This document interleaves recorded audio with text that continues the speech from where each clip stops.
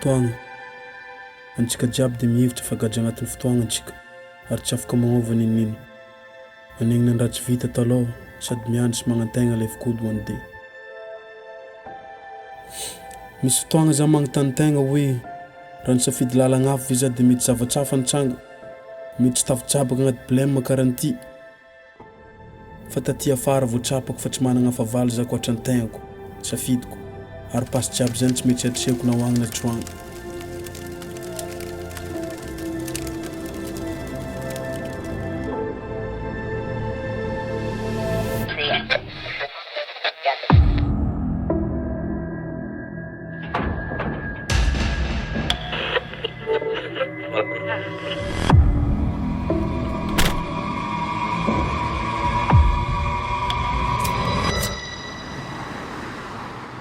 Zay natonga natafalatsaka agnaty business mamay sy nampiditra taketra tamina nega jiaby akaiky ny foko.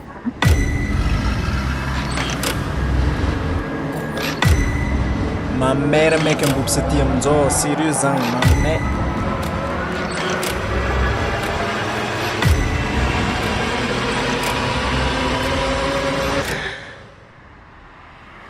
Karaha zao amin'ny tanàna maiky, karaha zao. Mustafa Lili.